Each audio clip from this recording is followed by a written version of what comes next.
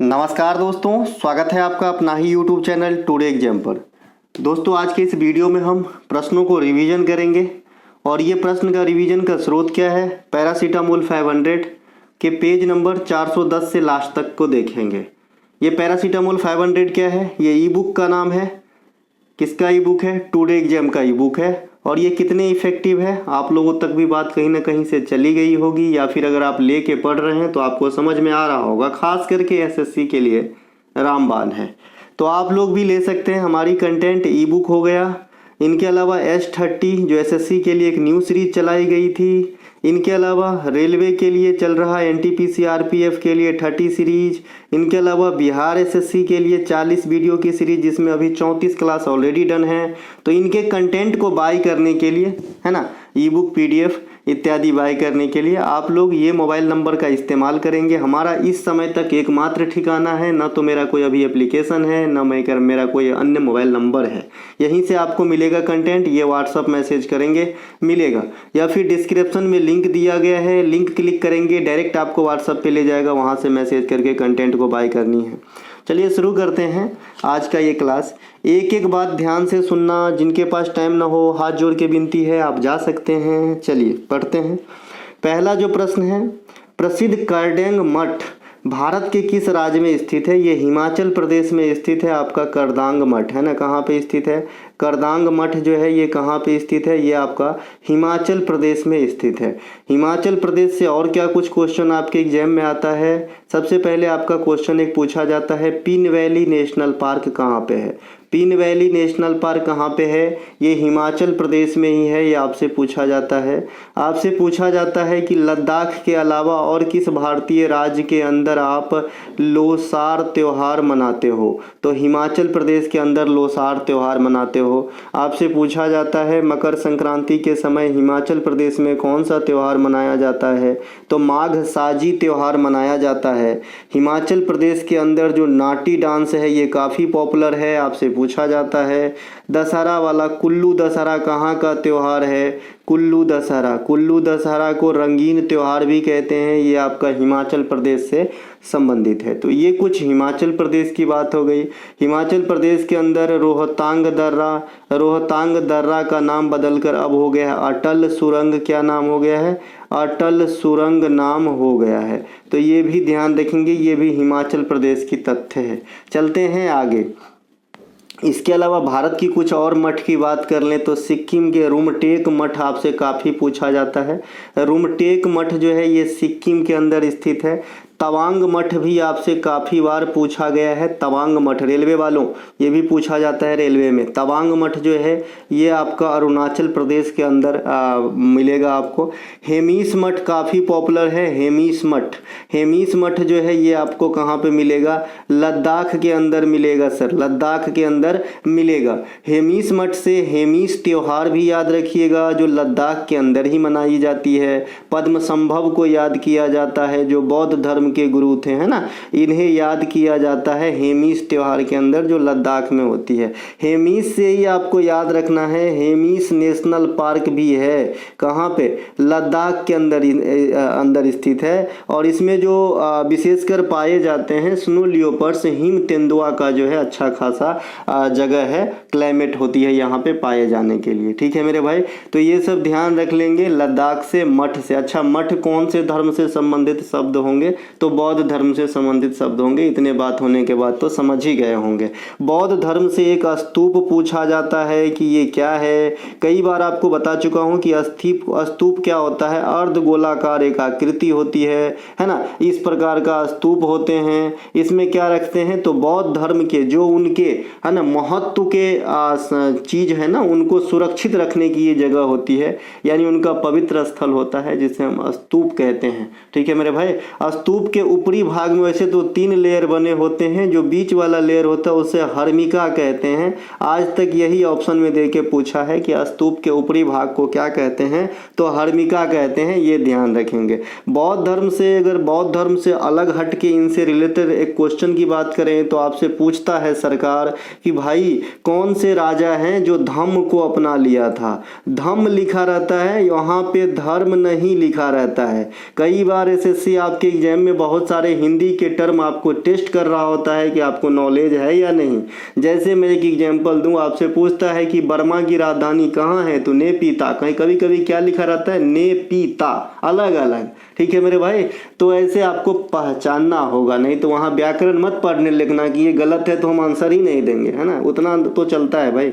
फिर अंग्रेजी वाला ऑथेंटिक रहता है, ऊपर में ही लिखा रहता है। ठीक है, तो धम्म लिखा रहता है वहाँ पे, पूछता है आपसे कि कौन से राजा धम्म को अपना लिए थे, तो अशोक जो है ये धम्म को अपना लिए थे कलिंगा युद्ध के बाद। फिर एक क्वेश्चन आपसे और पूछता है कि ये जो कलिंगा का युद्ध हुआ है ना, कलिंग युद्ध हुआ 261 BC में हुआ था, तो अशोक अपने गद्दी संभालने के कितने वर्ष के बाद जो है ये युद्ध किए थे, तो 8वें वर्ष में किए थे। ये सब ध्यान रखेंगे, ऐसे ऐसे क्वेश्चन पूछता है। देखिए मैं करडोंग मठ से चला था, लगभग कई सारे मतलब चीज़ों को जो है यहाँ पे मैंने बता दिया है, यही मेरी स्टाइल है, इतना झेल पाओ तो पढ़िए हमारे पास, है ना। चलिए आगे चलते हैं। अंबेडकर रोजगार प्रोत्साहन योजना किस राज्य सरकार के द्वारा चलाई जाती है, ये उत्तर प्रदेश राज्य सरकार के द्वारा चलाई जाती है। अंबेडकर जो आपका ये योजना है, अंबेडकर रोजगार प्रोत्साहन योजना उत्तर प्रदेश में चलती है। इसके अलावा यहाँ पे और भी कई सारी योजना चलती है उत्तर प्रदेश में, जिसमें आपका सबसे ज़्यादा फेमस और 2-3 बार पूछे गए कुछ ही दिनों में पंचामृत योजना, क्योंकि ये किसानी से संबंधित था, ये गन्ना वाला योजना है, पंचामृत योजना, ये भी चला गया था। अभी जो है आपका सुमंगला योजना जो चला है, ये भी आपसे काफ़ी बार पूछा जाता है, सुमंगला योजना। इनके अलावा अगर अन्य राज्यों की बात करें, छत्तीसगढ़ राज्य में आए तो आपका वन संपदा योजना, ये काफ़ी पॉपुलर योजना है, वन संपदा योजना, ये आपके छत्तीसगढ़ राज्य पूछते हैं। इसी अलावा और अगर पॉपुलर में आए तो आबुआ आवास योजना, ये घर वाला योजना है तो जरूर ज़्यादा पॉपुलर हो जाता है, ये झारखंड राज्य का है आबुआ आवास योजना, है ना। इनके अलावा महतारी बंदना योजना, महतारी बंदना योजना, ये भी छत्तीसगढ़ राज्य के द्वारा चलाया जाता है। इनके अलावा लाडली लक्ष्मी और लाडली बहना, है ना, लाडली लक्ष्मी लाडली बहना, ये दोनों योजना आपके MP सरकार के द्वारा चलाया जाता है। अभी इसी के तर्ज पे महाराष्ट्र सरकार ने लाडक्या वाहिनी योजना चलाया है। मैं महाराष्ट्र में ही रहता हूँ, ये मराठी भाषा के टर्म हो जाएंगे। लाडक्या वाहिनी योजना, इसका मतलब भी लाडली बहना ही होता है ना। तो ये अभी महाराष्ट्र में भी चलने लगा है। ठीक है मेरे भाई, एकनाथ शिंदे साहब के सरकार, है ना। चलते हैं आगे। तो ये कुछ एक योजना है जो आपके एग्जाम में आ सकती है। इनके अलावा और भी बात कर लेते हैं थोड़ा सा, है ना। उड़ीसा की बात कर लेते हैं, वहाँ पर भी वो घर वाला योजना काफ़ी पॉपुलर है, मोघर योजना, है ना। शिक्षा श्री योजना, विद्याश्री योजना, ये सब जो योजना है ना, ये पश्चिम बंगाल की है, श्री लगा हुआ, है ना। चलते हैं आगे। चलते भैया, नीति आयोग के तीसरे CEO कौन थे, है ना। नीति आयोग के तीसरे CEO कौन थे, ये मैंने यहाँ पे आपसे पूछा है। तो नीति आयोग के तीसरे CEO जो हो जाएंगे ना सर, ये हो जाएंगे परमेश्वरम अय्यर साहब। वर्तमान में परमेश्वरम अय्यर साहब कहाँ पे कार्यरत है, कोई बच्चा? परमेश्वरम अय्यर साहब जो है भारत और भारत के कई पड़ोसी देश का प्रतिनिधित्व कर रहे हैं वर्तमान में विश्व बैंक के अंदर। ठीक है मेरे भाई, तो ये ध्यान रखेंगे, परमेश्वरम अय्यर साहब विश्व बैंक में चले गए हैं, और तब जो इनका पोस्ट खाली हुआ तब BVR सुब्रमण्यम साहब जो हैं वर्तमान में आपका CEO है नीति आयोग के। नीति आयोग में अब तक कितने CEO हुए हैं, तो 4 हुए हैं। यहाँ से कथन के रूप में आपके अच्छे एग्जाम में क्वेश्चन आएंगे कि तीसरा कौन थे, दूसरा, चौथा, पहला कौन थे।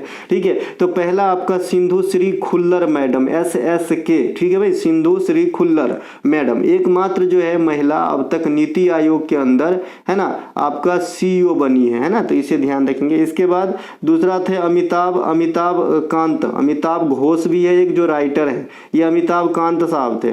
तीसरा हुए परमेश्वरम अय्यर साहब, PA साहब, और चौथा अभी BVR सुब्रमण्यम साहब। तो ये 4 ही आपके जो है नीति आयोग के अंदर CEO का जो है अभी तक हुए हैं। ठीक है मेरे भाई, इनके अलावा हम चलते हैं आगे। इनके अलावा बात करते हैं अपन, नीति आयोग की CEO हो गया। इनके अलावा नीति आयोग में अध्यक्ष तो आपका PM ही होता है, जब से बना है तब से मोदी साहब ही हैं, 2015 में बना था।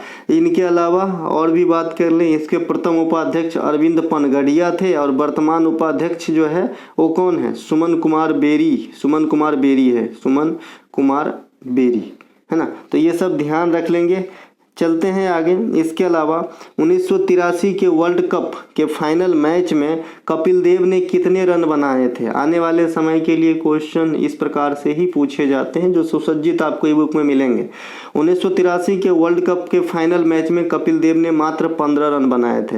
हालांकि यही 1983 के वर्ल्ड कप में कपिल देव साहब एक क्वार्टर फाइनल मैच में जिम्बाब्वे के खिलाफ 175 रन की धुआंधार पारी खेली थी। लेकिन जो फाइनल मैच है ना, उसमें सबसे ज़्यादा रन बनाने वाला 38 रन की पारी वो बनाए थे आपका श्रीकांत साहब। ठीक है, इसके अलावा जो है कोई भी इनसे ज़्यादा रन नहीं बना पाए फाइनल मैच में, फिर भी फाइनल हम जीत गए थे 1983 वर्ल्ड कप का। ठीक है, तो इसीलिए यादगार है। यहाँ से आने वाले समय में रन वगैरह भी पूछे जा सकते हैं। अभी तक तो मैं यही सुना हूँ कि 1983 का वर्ल्ड कप किसके अगुवाई में जीते, तो कपिल देव आंसर होता है। लेकिन यहाँ पे मैंने बता दिया है रन के लिहाज से भी सबसे अधिक श्रीकांत बनाए थे और 15 रन कपिल देव बनाए थे उसी वर्ल्ड कप के दौरान, है ना। आपका एक मैच में 175 रन की पारी कपिल देव साहब खेले थे, जो इनका अपर स्कोर भी है। सबसे ज़्यादा अपर स्कोर ओडीआई मैच में किस बल्लेबाज के नाम है अभी तक? तो रोहित शर्मा के नाम है। 264 रन की पारी,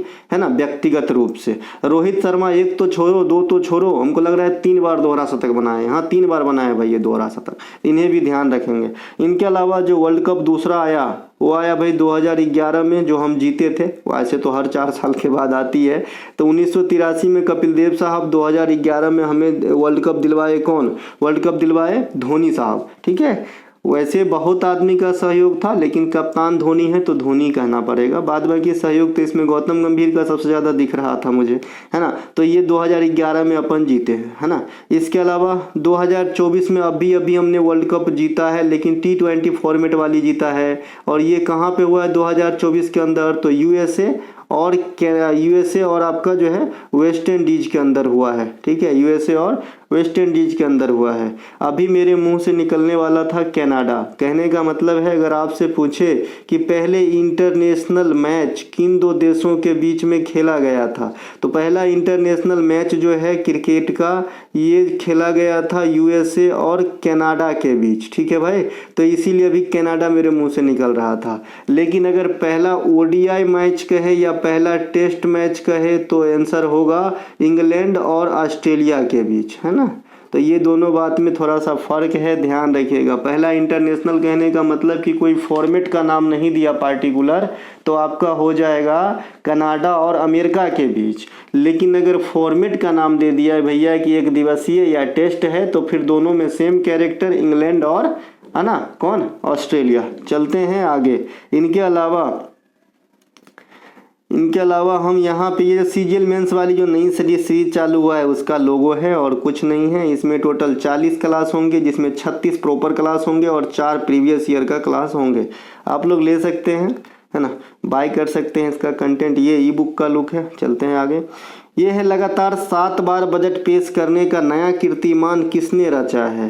देखिए, लगातार 6 बार तो मोरारजी देसाई साहब भी किए थे, लेकिन यहाँ पे जो है लगातार 7 बार बजट पेश करके नया रिकॉर्ड बनाया है। तो ये है भैया निर्मला सीतारमण, जो वर्तमान में, है ना, वित्त मंत्री है ना। तो निर्मला सीतारमण जी जो हैं लगातार 7 बार बजट पेश करने वाली जो है आपका कौन हो गई है? वित्त मंत्री हो गई है। ठीक है मेरे भाई।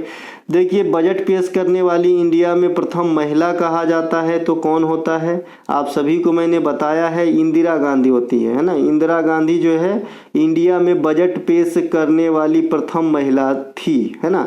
और प्रथम महिला पीएम और एकमात्र महिला पीएम, है ना। आयरन लेडी ऑफ इंडिया, ये भी इन्हीं का उपनाम है, आयरन लेडी ऑफ इंडिया। आंतरिक गड़बड़ी के मामले पर आपातकाल जो लगा था 1975 में, ये भी इंदिरा गांधी के समय ही लगा था। 1969 और 1980 2 बार जो बैंकों का राष्ट्रीयकरण हुआ था, ये भी इंदिरा गांधी के काल में ही हुआ था। तो ये इंदिरा गांधी से बात मैंने इससे उठाया था कि पहली बार बजट पेश करने वाली महिला भारत में इंदिरा गांधी है। अब मैं इंदिरा गांधी को यहाँ से डिलीट करता हूँ, फिर निर्मला सीतारमण से समझाता हूँ। निर्मला सीतारमण जो है ये 7 बार आपका क्या है? बजट पेश करी है। सबसे अधिक बार बजट कौन पेश करी इंडिया में ओवरऑल? अगर बीच का लगातार वाला बात न सोचा जाए तो सबसे अधिक बार बजट मोरारजी देसाई साहब पेश किए हैं 10 टाइम। इनके अलावा बजट स्वतंत्र भारत में पहली बार कौन पेश किए हैं? सनमुखम शेट्टी, है ना, सनमुखम शेट्टी, चेट्टी नाम होता है एक्चुअली इनका, है ना, सनमुखम चेट्टी। ये है भैया आज़ाद भारत के प्रथम बजट पेश करने वाला। और जॉन मथाई जो है आपका, है ना, जॉन मथाई जो है ये गणतंत्र भारत के प्रथम बजट पेश किए थे। तो ये बजट वाली बात हो गई। अब बजट की आर्टिकल देखते हैं, आर्टिकल 112 है ना। एक आपसे क्वेश्चन पूछता है विनियोग विधेयक, तो जो विनियोग है ना ये 114 में है। एक आपसे पूछता है धन विधेयक, ये 110 में है। आपसे पूछता है कि कोई भी विधेयक संसद के द्वारा पारित होने के बाद राष्ट्रपति के पास स्वीकृति के लिए किस अनुच्छेद के अनुसार भेजे जाते हैं? तो अनुच्छेद 111 आंसर करना है। आपसे पूछा जाता है कि राष्ट्रपति ज्वाइंट सीटिंग यानी दोनों सदनों को आमंत्रित किस आर्टिकल के अनुसार करते हैं? तो 108। आपसे पूछा जाता है राष्ट्रपति अध्यादेश किस आर्टिकल के अनुसार? तो 123। फिलहाल मैं बजट वाली बात करूंगा तो यहाँ से 112, 114, 110 और 111 ये काफ़ी इंपॉर्टेंट है। इसी प्रकार से वित्तीय बात से जुड़ा हुआ एक वित्त आयोग का गठन भी राष्ट्रपति द्वारा किया जाता है आर्टिकल 280 के थ्रू, और राज्यपाल के द्वारा राज्य वित्त आयोग का गठन किया जाता है आर्टिकल 243I के थ्रू। तो ये कुछ आर्टिकल भी मैंने बता दिया है, आपको काम आवेगी। इनके अलावा भारत कब तक मलेरिया मुक्त होने का लक्ष्य रखा है? अब देखिए भारत जो है ये आपका मलेरिया मुक्त होने का लक्ष्य रखा है 2030 तक। कब तक भैया? 2030 तक जो है भारत मलेरिया मुक्त होने का लक्ष्य रखा है, इसे ध्यान रखेंगे।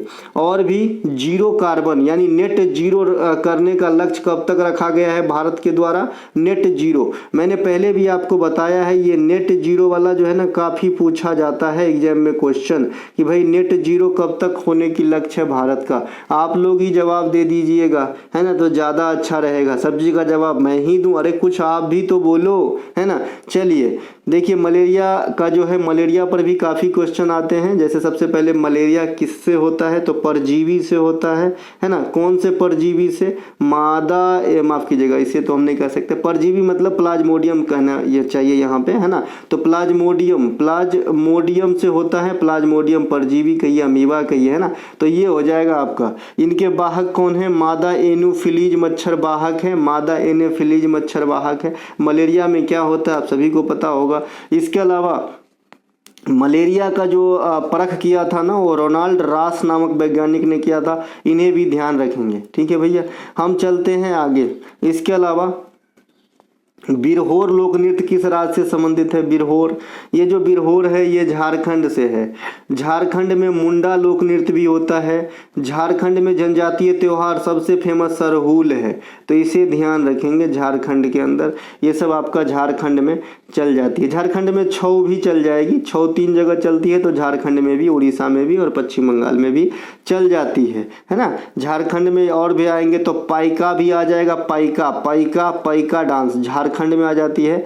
कर्मा में थोड़ा सा फर्क है। कर्मा आपको झारखंड के साथ साथ छत्तीसगढ़ में भी देखने को मिल जाती है ना। उसी प्रकार से झूमर, ये झूमर बिहार में स्पेशली दुर्गा पूजा पे नृत्य होती है, लेकिन झारखंड में भी देखने को मिल जाती है। तो ये कुछ एक बात जो विरोध करता है एक जगह का, वैसा मैं जनरली नहीं बताना चाहता हूँ, या फिर बताना चाहता हूँ तो पूर्णतः समझेंगे तो। क्योंकि मैं ये जो दोनों बात बताया कि भाई जो ये कर्मा है ये झारखंड में भी और छत्तीसगढ़ में भी, तो दोनों में से कोई एक ही ऑप्शन रहेगा। अगर दोनों ऑप्शन है तो फिर जिधर तक की तरफ ज़्यादा झुकाव है उसको आंसर करेंगे। जैसे छठ पूजा बिहार का फेमस है, वैसे इसका मतलब ये नहीं कि उत्तर प्रदेश में नहीं होता है, उत्तर प्रदेश में भी होता है। अगर उत्तर प्रदेश और बिहार दोनों ऑप्शन में है तो स्वाभाविक सी बिहार आंसर मारना है। और मान लीजिए मैं 4 स्टेट का नाम देता हूँ, उत्तर प्रदेश, मध्य प्रदेश, छत्तीसगढ़ और राजस्थान, और छठ पूजा पूछा है तो क्या आंसर करना है? तब उस केस में हमें उत्तर प्रदेश के साथ जाना होगा, क्योंकि पता है कि बिहार से इनकी सीमा लगती है और इनकी जो सीमावर्ती इलाका है वहाँ पे कुछ लोग मनाते होंगे और या फिर मनाते हैं, ठीक है। तो इस प्रकार से थोड़ा सा सोच डेवलप करना होगा। इनके अलावा भीमराव अंबेडकर के द्वारा मंदिर प्रवेश आंदोलन कब चलाया गया था? तो 1927 में चलाया गया था मंदिर प्रवेश आंदोलन भीमराव अंबेडकर साहब के द्वारा। भीमराव अंबेडकर साहब से काफ़ी क्वेश्चन आपके एग्जाम में आते हैं। सबसे जो कॉमन क्वेश्चन है कि आर्टिकल 32 को अंबेडकर साहब ने क्या कहा था? तो संविधान का आत्मा माने थे। यह आर्टिकल 32 संवैधानिक उपचारों का अधिकार है, ये मौलिक अधिकार फंडामेंटल राइट का आखिरी नहीं, आखिरी तो 35 है, मतलब इसके अंतर्गत है। इनके अलावा इसी के तहत सुप्रीम कोर्ट जो है रिट जारी करते हैं, और इसी के तहत एक कॉमन मैन, आम आदमी, सीएम साहब है ना, कॉमन मैन, ये आप जो है सुप्रीम कोर्ट तक जा सकते हो ये वाली आर्टिकल का प्रयोग करके, 32 का प्रयोग करके, अगर आपका मौलिक अधिकार में किसी न किसी रूप में हनन किया गया हो तो। ठीक है। इनके अलावा जो आपका भीमराव अंबेडकर साहब है, इनका एक किताब काफ़ी बार पूछा जाता है, वेटिंग फॉर वीजा, है ना, ये किताब है, ये आपसे पूछते हैं, ये भीमराव अंबेडकर साहब का किताब है। इनके अलावा भीमराव अंबेडकर साहब से तीनों गोलमेज सम्मेलन में भाग लेने वाले भारतीय 30, 31, 32, तो ये भीमराव अंबेडकर साहब ये लंदन गए थे। इनके अलावा भीमराव अंबेडकर और महात्मा गांधी के बीच पूना पैक्ट 1932, ये भी पूछा जाता है ना। तो ये कुछ एक बात है जो आपको ध्यान रखना होगा भीमराव अंबेडकर साहब। इसके अलावा प्रारूप समिति के अध्यक्ष कौन थे, ये भी तो पूछा जाता है, सबसे फेमस तो यही है। प्रारूप समिति में अध्यक्ष कौन थे, तो प्रारूप समिति में अध्यक्ष थे आपका भीमराव अंबेडकर साहब, और इसमें 7 गो सदस्य थे, है ना, इन्हें भी ध्यान रखेंगे। और ज्यादातर सदस्य का नाम किनसे मिलता है, तो कृष्ण भगवान के नाम से मिलते हैं। श्री वैशाली रमेश बाबू को अर्जुन अवार्ड से कब सम्मानित किया गया था, तो 2023 में अर्जुन अवार्ड से सम्मानित किया गया था श्री वैशाली रमेश बाबू को। श्री वैशाली रमेश बाबू इंडिया के 84वें ग्रैंड मास्टर हैं और आर प्राज्ञनंदा की बहन है ना, आर प्राज्ञनंदा की बहन है आपका कौन भैया, रमेश बाबू वैशाली, और ये भारत के 84वें ग्रैंड मास्टर है। 50वें ग्रैंड मास्टर भी इंडिया की तरफ से आ चुके हैं, कौन है, पी श्याम निखिल, कौन है भैया, पी श्याम निखिल नाम है इनका, पी श्याम निखिल नाम है, चश्मा पहनते हैं, काफ़ी स्मार्ट है। इनके अलावा ये हो गया प्रथम ग्रैंड मास्टर, आप सभी को पता होगा विश्वनाथ आनंद साहब हैं, आनंद साहब है ना, आनंद साहब है। और इस समय इंडिया में सबसे कम उम्र के ग्रैंड मास्टर कौन है, डी गुकेश। जिस बच्चे को नहीं पता है 100% आर प्राज्ञनंदा आंसर लगा देंगे और दिक्कत में आ जाएंगे। अभी सबसे कम उम्र के ग्रैंड मास्टर इंडिया में कौन है वर्तमान समय तक, डी गुकेश, और विश्व में सबसे कम उम्र के ग्रैंड मास्टर वर्तमान समय तक अभिमन्यु मिश्रा है जो अमेरिका की तरफ से हैं। तो ये सब ध्यान रख लेंगे। 2023 के लिए कितने अर्जुन अवार्ड दिए गए थे, 26। कल के क्लास में मैंने सभी खेल प्राइज पे बात कर लिया था, तो सेम बात मैं यहाँ पे स्किप करता हूँ। चुंबकीय प्रवाह का सीजीएस मात्रक क्या होता है, चुंबकीय प्रवाह का अगर सीजीएस मात्रक, देखिए मात्रक अगर सीजीएस और एसआई पूछ रहा है तो इसका मतलब ये नहीं है कि दोनों को जो है ना एक ही जैसा अपने को मिला देना है, ऐसा नहीं करना है, दिक्कत में आ जाओगे। ठीक है, एसआई वाला जो है ज़्यादातर वैल्यू मान्य है, पहले ये सब भी सीजीएस वगैरह भी चलता था, एमकेएस भी चलता था। ठीक है, तो सीजीएस में अगर आपका चुंबकीय प्रवाह का वैल्यू पूछ रहा है तो मैक्सवेल होता है, मात्रक क्या होता है, मैक्सवेल होता है चुंबकीय प्रवाह का। ठीक है, चुंबकीय फ्लक्स का आजकल काफ़ी पूछे जाते हैं, तो उसका होता है वेबर, क्या होता है, वेबर। चुंबकीय फ्लक्स का, मैग्नेटिक फ्लक्स का, एमएफ का क्या होता है भैया, वेबर होता है मात्रक, वेबर, देवर नहीं है ये, वेबर है, वेबर।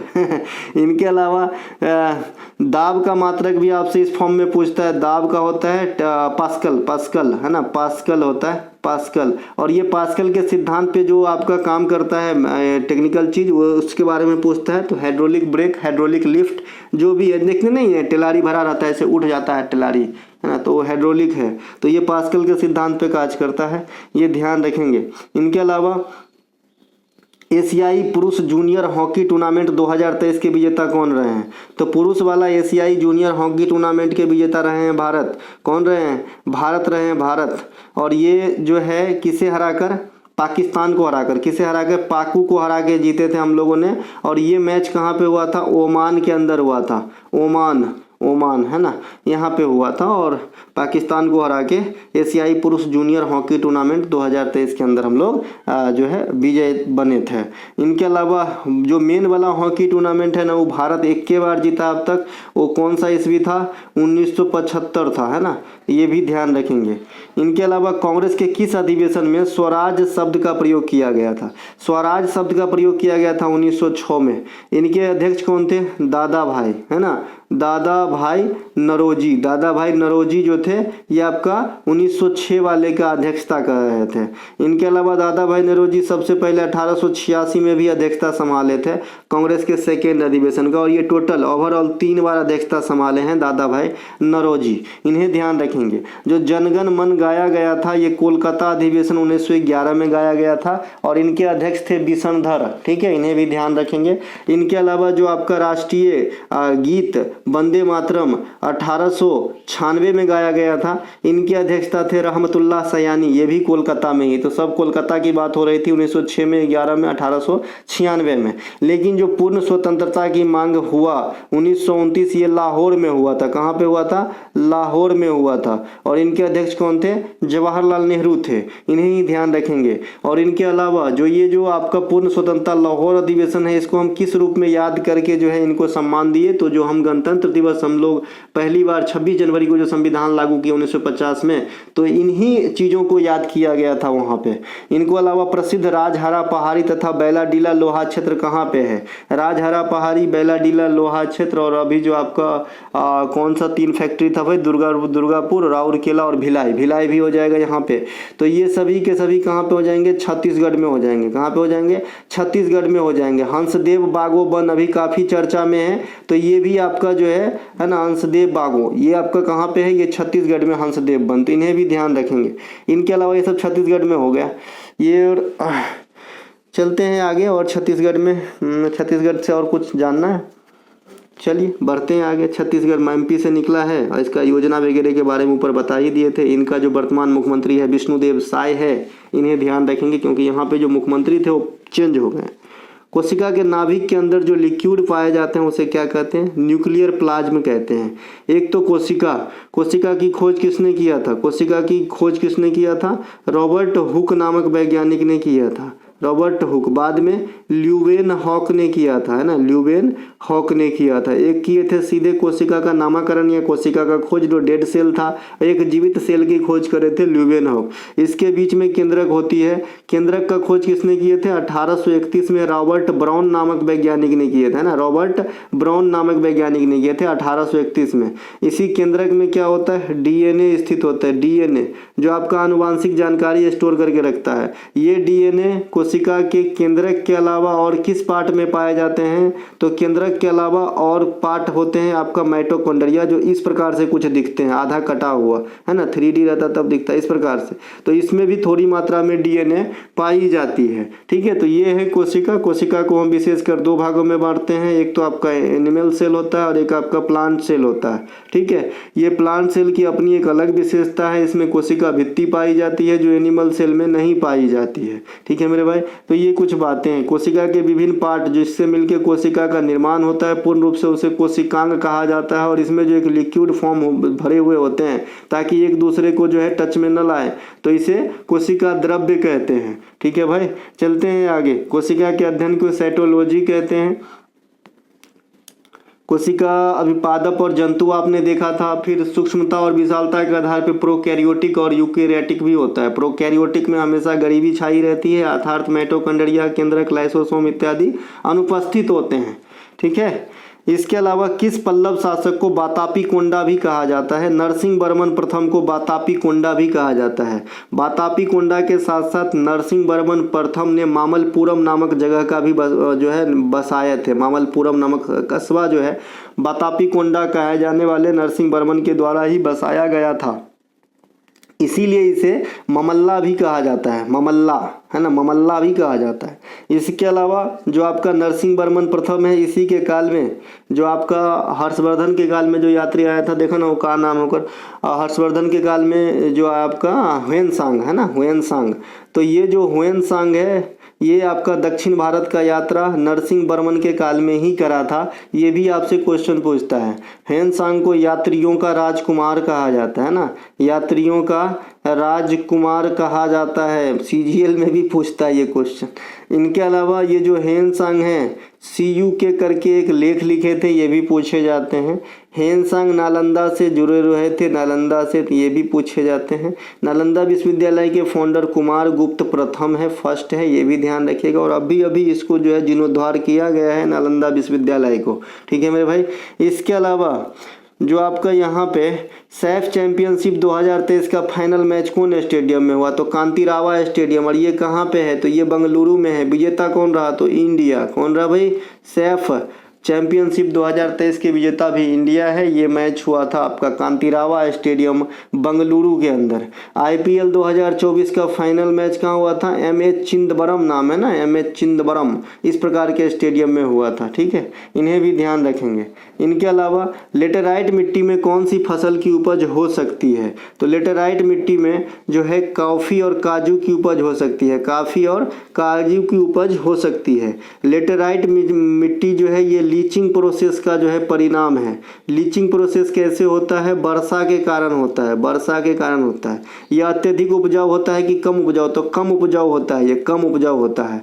तो कॉफ़ी और काजू की खेती यहाँ पे आपको हो जाएगा। इनके अलावा इसी प्रकार से क्वेश्चन पूछा जाता है, करेवा वैली में किस चीज़ की खेती संभव है? तो करेवा वैली में केसर की खेती होती है। अब केसर से आप समझ गए होंगे कि जम्मू कश्मीर की बात हो रही है, क्योंकि अगर केसर की खेती हर जगह होता तो हम भी आज थोड़ा बहुत तो पैसा रखते थे, ठीक है, क्योंकि हमारे पास भी थोड़ा बहुत खेत है, एक आध कट्ठा है ना, तो उनमें कर लेते हैं हम, है ना। इनके अलावा जो है आपका लोकसभा का गठन कब किया गया था? देखिए मिट्टी में मैं बहुत बार बता चुका हूँ, मिट्टी से जितने भी क्वेश्चन आपके एग्जाम में आते हैं, सबसे पहले मिट्टी के अध्ययन को पीडियोलॉजी कहते हैं। इंडिया में सबसे ज़्यादा जलोढ़ मिट्टी है जो लगभग 44% भाग पे है। जलोढ़ मिट्टी खासकर गंगा के मैदानी भाग या मध्य भारत में पाए जाते हैं। ये काफ़ी उपजाऊ होते हैं, जो हर प्रकार के फलों को उपजाते हैं, फसलों को उपजाते हैं। इनके अलावा दूसरे स्थान पे है लाल मिट्टी, तीसरे स्थान पे है काली मिट्टी। काली मिट्टी डेक्कन ट्रैप में पाए जाते हैं। डेक्कन ट्रैप इंडिया के 8 राज्यों से होकर गुजरते हैं। काली मिट्टी को कपासी मिट्टी या रघुवर मिट्टी भी कहा जाता है। इसे बेसाल चट्टान के क्षरण से निर्माण होती है इसका। तो इतनी जो मिट्टी वाली जानकारी है जरूर अपने पास रखें। अगर इतना है तो, और अगर कुछ पूछता है ना तो आप सुनो छांट दोगे मेरे भाई, तो जानकारी रखना बहुत जरूरी है। इनके अलावा कपास की खेती अच्छी होती है काली में, और जो जलोढ़ मिट्टी है उसका स्रोत क्या है? नदी के द्वारा लाया गया बहा के मिनरल्स, है ना। लोकसभा का गठन, अच्छा खादर बांगर पूछा जाता है, मैंने बताया था बौ से बांगर, बौ से बंजर, बंजर मतलब कुछ न उपजना, तो बांगर मतलब पुराना, खादर मतलब नया। लोकसभा का गठन कब किया गया था? 13 मई 1952 को। लोकसभा की संरचना तो पता ही होगा, 550 सदस्य हो सकते हैं, पहले 552 होता था। 550 में जो है 530 इधर राज्य से आएंगे और आपका जो है 20 यूटी के लिए आरक्षित है। इस प्रकार से आप इसे बांट लेंगे। अभी 543 पे चल रहा है हमारा लोकसभा। अभी हमारी 18वीं लोकसभा चल रही है ना, 24 से 29 तक चलेगी। इनके अलावा लोकसभा में अभी जो 1/3 महिलाओं के लिए सीट दिया गया है, ये कौन सा संवैधानिक संशोधन के द्वारा? तो 106वां संवैधानिक संशोधन के द्वारा। सबसे पहले इस प्रकार का प्रयत्न कब किया गया था और कौन से अमेंडमेंट के द्वारा? तो 81वां संविधान संशोधन के द्वारा सबसे पहले इस प्रकार का प्रयास किया गया था कि महिलाओं को संसद के अंदर आरक्षण दिलाने की बात करी जाए, ठीक है मेरे भाई। लोकसभा में न्यूनतम उम्र सीमा आपका 25 वर्ष होना चाहिए, तभी आप लोकसभा का मेंबर बनोगे। लोकसभा का जो स्पीकर है इसकी नियुक्ति लोकसभा का जो मेंबर है वही करते हैं, एलएम करते हैं, है ना। इनके अलावा लोकसभा में जो प्रोटेम स्पीकर है इसकी नियुक्ति प्रेसिडेंट करते हैं, है ना। लोकसभा में धन विधेयक को धन विधेयक डिक्लेयर करने वाला ये कौन है? स्पीकर है। तो ये सब कुछ एक बातें जरूर ध्यान रखेंगे। पहला स्पीकर कौन थे? गणेश वासुदेव मामलकर। इनके अलावा गुरु निरंजन राउत का संबंध किस नृत्य से है? तो ओडिसी से है। निरंजन राउत हो गया, मायाधर राउत हो गया, ये सब जो है ओडिसी से है। महापात्रा सरनेम हो गया, ये सब कहाँ से आएंगे? ओडिसी से आएंगे। इनके अलावा अगर आप संयुक्ता पनिगिरी की बात करेंगे, सोनल मानसिंह की बात करेंगे, है ना, तो ये सब भी आपका आ जाएंगे ओडिसी के अंदर। ओडिसी नृत्य के लिए जो संस्थान है सृजन, वो कौन बसाए थे? गुरु केलुचरण महापात्रा। कहाँ पे है? उड़ीसा के अंदर है। कब बसाए थे? 1993 के अंदर बसाए थे, ठीक है मेरे भाई। ओडिसी नृत्य में जो सोनल मानसिंह है ना, सोनल मानसिंह है, ये ओडिसी के साथ साथ भरतनाट्यम भी कर लेती है, और सिंह उल्टा हो गया, बहुत भरतनाट्यम भी कर लेती है। और जो सबसे कम एज में 2003 में इन्हें पद्म भूषण दिया गया था। तो ये जो है आपका सबसे कम उम्र में इस प्रकार के प्राइज पाने वाली नृत्यांगना भी है। इनके अलावा भारत मानसून के पीछे हटने के दौरान चक्रवात के चपेट में आने वाले भारतीय राज्य कौन से हैं? तो आंध्र प्रदेश और उड़ीसा। ये लौटते हुए मानसून के हटने के दौरान चक्रवात के चपेट में आते हैं। इनके अलावा इस प्रकार की बात मैंने कल और कर लिया था भाई, तमिलनाडु में जो है ना, जैसे भारत में दक्षिण पश्चिम मानसून से ज़्यादा वर्षा होता है, तो यहाँ पे दक्षिण पूर्वी मानसून से वर्षा हो जाती है तमिलनाडु में शीतकाल के दौरान। इसी प्रकार से पंजाब और हरियाणा में जो वर्षा है ये पश्चिमी विक्षोभ के कारण वर्षा हो जाती है शीतकाल के दौरान। इसी प्रकार से जो काल बैसाखी है ये आपका प्रे मानसून वर्षा है, ये आपका बंगाल, झारखंड, बिहार, उड़ीसा इत्यादि के क्षेत्र में देखने को मिलता है। उसी प्रकार से जो आम्र वर्षा है ये भी प्रे मानसून वर्षा है, जो आम के फसलों के लिए अच्छा होता है, जो साउथ इंडिया खास करके केरल में देखे जाते हैं। इसी प्रकार से बताया था इंडिया में मानसून का जो है यानी दक्षिण पश्चिम मानसून का महीना 4 माना जाता है, जून, जुलाई, अगस्त, सितंबर, ठीक है भाई। तो हम चलते हैं आगे। इनके अलावा अच्छा, वर्षा मापी यंत्र को रेन गेज कहते हैं। और जो आपका क्या होता है भाई, नक्शा पे जो समान वर्षा वाले स्थान को मिलाने वाली रेखा होती है उसे आइसोहाइड कहते हैं। खाद्य श्रृंखला में परपोषी नहीं हो सकते, जो परपोषी है वो उत्पादक नहीं हो सकता। खाद्य श्रृंखला में हमेशा उत्पादक कौन होता है, हरे पेड़ पौधे, है ना। उत्पादक कौन होगा, हरे पेड़ पौधे, यानी शुद्ध शाकाहारी जो है वो क्या होगा, उत्पादक होगा। हालांकि कई पौधे मांसाहारी भी होता है, जैसा कि आपने सुना होगा कि कीट को पकड़ के खा लेते हैं, है ना, पीचर प्लांट के पौधे या फिर और भी कई पौधे। तो इतने एक्सेप्शन, इतने दिमाग पे जोर मत डालिए, ठीक है मेरे भाई। कहने का मतलब है उत्पादक हमेशा जो है नेचुरल चीज अर्थात पेड़ पौधे ही होंगे। इसके बाद प्राथमिक उपभोक्ता होता है, फिर द्वितीयक उपभोक्ता होता है, फिर तृतीयक उपभोक्ता होता है, फिर अपघटक होता है। ये फूड चेन है। आज हमको लगता है कितने तारीख है, 16 अक्टूबर है ना। आज विश्व खाद्य दिवस भी होगा। आज 16 अक्टूबर है सर, आज विश्व खाद्य दिवस है, आज फूड दिवस है। FAO का मुख्यालय कहाँ पे है, आप लोग कमेंट कीजिएगा। FAO का मुख्यालय कहाँ पे है, कमेंट करना है। जो बच्चे यहाँ तक आए वही तो कमेंट करेगा ना भाई। वर्तमान समय में संपत्ति के अधिकार को किस अनुच्छेद में रखा गया है, आर्टिकल 300 के में। यह आपका 1978 में हटाया गया था, इसके लिए अमेंडमेंट किया गया था 44वां। अब संपत्ति के अधिकार क्या है, कौन से अधिकार है, ये विधिक अधिकार या कानूनी अधिकार है। इसे 300 के ए में रखा गया है। तब से लेकर आज तक मौलिक अधिकार की संख्या 6 बच गया, जो 6 ही है। दारी भाषा किस पड़ोसी देश की है, अफगानिस्तान की दारी भी है और पश्तो भी है, पश्तो है ना, पश्तो। इसी प्रकार से भूटान की जोंगखा इस प्रकार से नाम है। इसके अलावा श्रीलंका की सिंगली और तमिल, ये दोनों हैं। इसी प्रकार से अपना बर्मा की बर्मी, ये तो याद करने की जरूरत नहीं है। चीना का मंदारिन या फिर चाइनीज, तो ये आपका हो जाएगा। इस प्रकार से और कोई छूटा जो पूछता है, नहीं पूछता है, बस इतना ही पूछता है पड़ोसी देश के भाषा से। 3 इडियट फिल्म किस पुस्तक पे आधारित या किस पे आधारित है, तो 5 पॉइंट समवन किताब जो है उन पे आधारित है 3 इडियट फिल्म।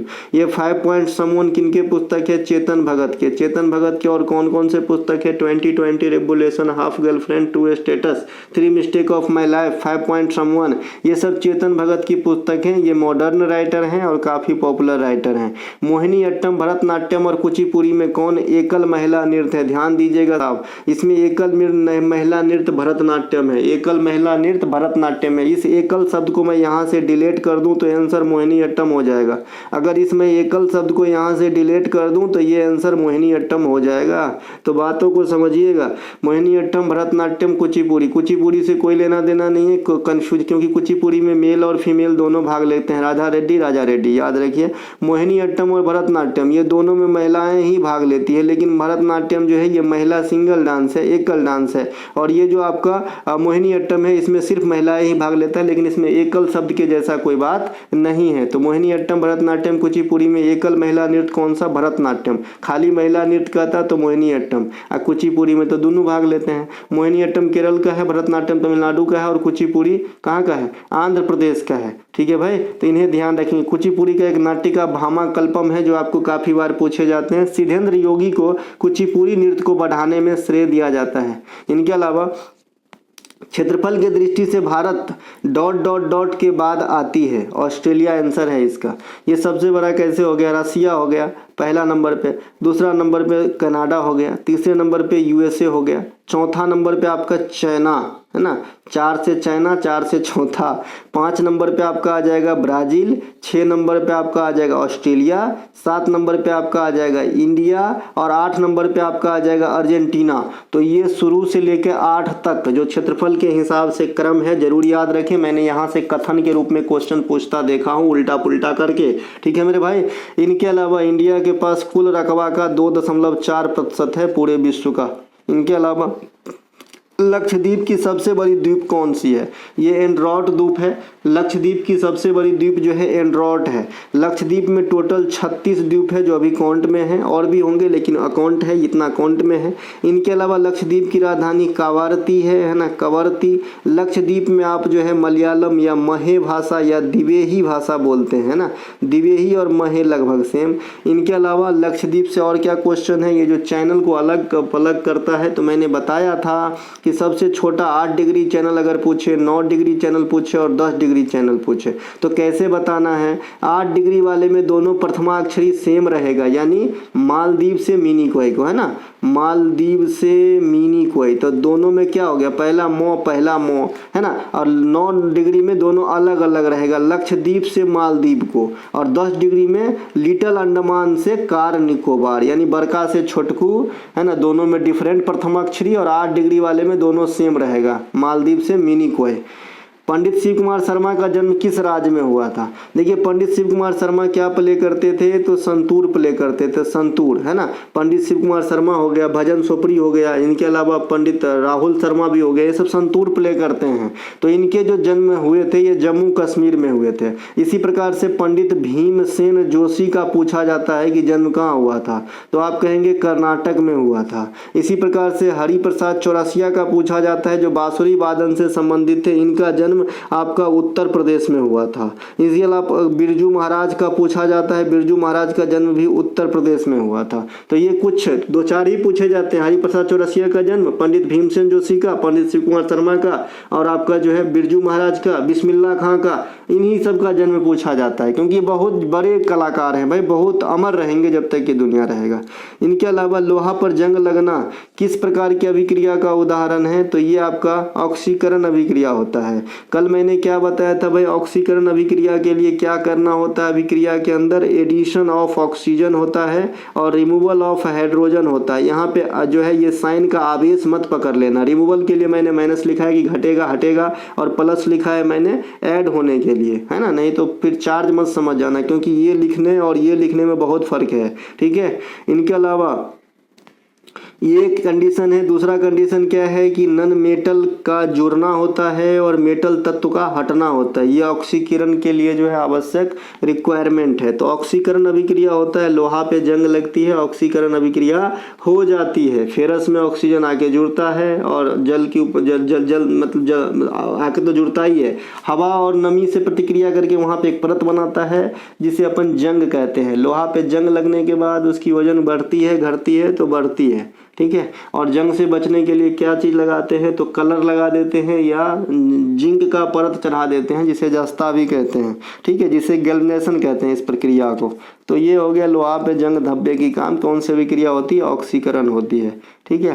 फेरोस्फोरिक ऑक्साइड बनता है भाई, अगर पूछे कि भाई क्या बनता है, कौन सी विटामिन जल में घुल जाते हैं, पहला को छोड़ो दो को पकड़ो, तो ए को छोड़ दिया, बाद का दो क्या हो गया, बी और सी, तो ये दोनों जल में घुल जाते हैं। बाद बाकी ए हो गया, ई हो गया, डी हो गया, के हो गया, ये सब फैट सोलुबल विटामिन है, ठीक है भाई। तो ये हो गए। विटामिन बी में कितने विटामिन का कॉम्प्लेक्स है, तो 8 विटामिन का कॉम्प्लेक्स है, ये रक्त बढ़ाने इत्यादि के लिए जरूरी है। विटामिन बी का हालांकि अलग अलग प्रोसेस है, मतलब अलग अलग काम है, जैसे B1 आँख के, B1 थायमिन बेरी आँख के लिए विटामिन ए का जो है जिम्मेवार है अच्छा रखने के लिए, विटामिन ए जिसे रेटिनॉल कहते हैं।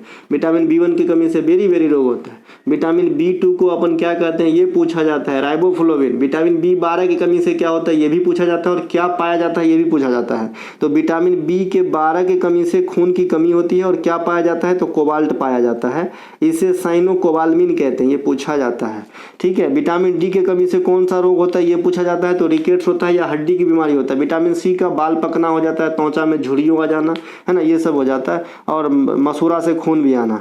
वर्ष 2023 तक कपास उत्पादन में अग्रणी राज्य कौन सा है, तो ये गुजरात है, और अब इंडिया ही कपास के उत्पादन में पहला स्थान पे है वर्तमान समय तक, ये बात भी ध्यान रखेंगे। कपास काली मिट्टी की फसल है, अभी बता दिया था। पट्टादकल का जैन मंदिर का निर्माण किसने करवाया था, पट्टादकल का जैन मंदिर का निर्माण जो है राष्ट्रकूट वंश के शासक ने करवाया था। राष्ट्रकूट वंश के संस्थापक कौन है, दंती दुर्ग, है ना। राजधानी इनका कहाँ थी, मान्यखेत, है ना, कहाँ पे थी, मान्यखेत, तो इसे भी ध्यान रखेंगे, ठीक है भैया।